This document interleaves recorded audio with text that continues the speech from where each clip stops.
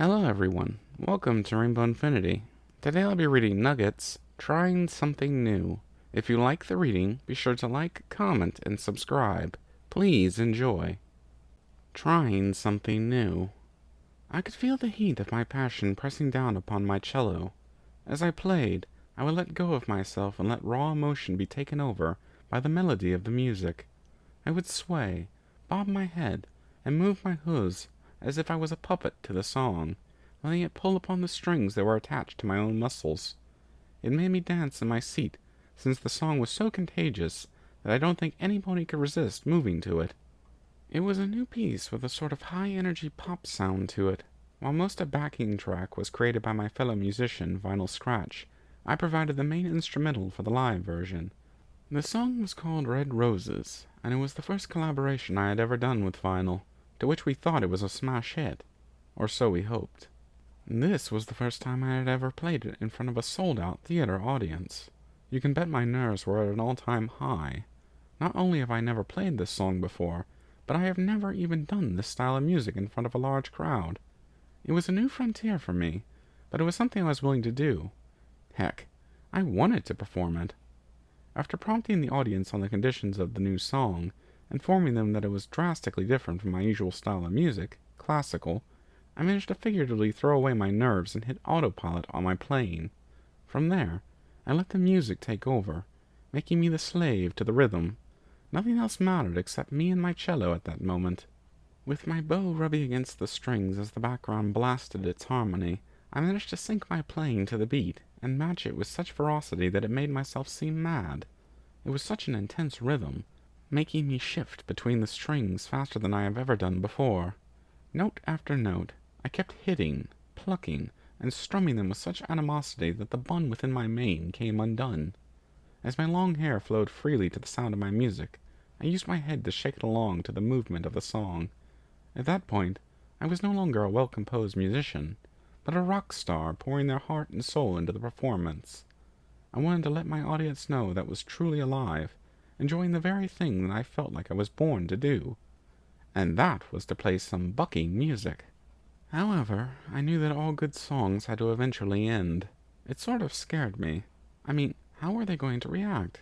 Were they going to ridicule me for going outside of my own comfort zone? Or were they just going to sit there and just stare at me, wondering what in the name of Celestia I had become? Had I truly gone mad from my own loud creativity? I shook my head. I don't know, yet I was about to find out. As I began to play the final notes to the song, I prepared myself to just walk off the stage if the crowd booed at me. At least I wouldn't have to take the heat of their anger for more than a second.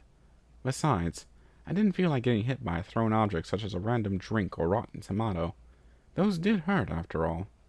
And then the song ended, the final notes hanging in the air like a thin veil. Utter silence fell upon the audience. Meanwhile, I stood up and bowed. They hated it. I knew it! For literally a moment, the crowd was quiet, not saying a word. Not even hushed chatter. I guess they were just too stunned by how different the sound was. Maybe they were shocked to hear the betrayal of my usual classical style. I assumed that they didn't want me to try out another form of music. I gasped. The crowd had suddenly rose to their hooves in roaring applause. They stomped their hooves into the floorboards while letting out a few whistles and whoops as well. Tears began to roll down my face as I sincerely said thank you to the members of the audience. I didn't expect the standing ovation from them at all. To me, it felt completely uncalled for, yet I cherished that moment. I guess Vinyl was right after all. They liked and wanted more of it in my next performances. I laughed, saying maybe. However, since I was extremely tired, all I wanted to do was go home and reflect upon what exactly I just did. What I had just done was crazy, and it paid off far beyond what I had expected. I shouldn't have doubted myself, to which I believed drove my nerves in the first place.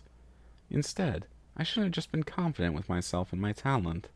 It would have worked out a lot better for me mentally. However, what helped me feel better was that moment when the audience praised me. I felt elated. I also learned two things that day. The first thing I learned was the fact that music is music. No matter what form it comes in, there will always be a certain aspect to it that ponies will always enjoy. It doesn't matter if it's classical, electronic, new age, etc. If it has a rhythm to it, then it's something that can be special and appreciated. The second thing I learned is simple. I live for the applause along with everybody else in Equestria. I live for the recognition of my own work, to bring to the masses something they will enjoy in their lives. Also, I will admit this.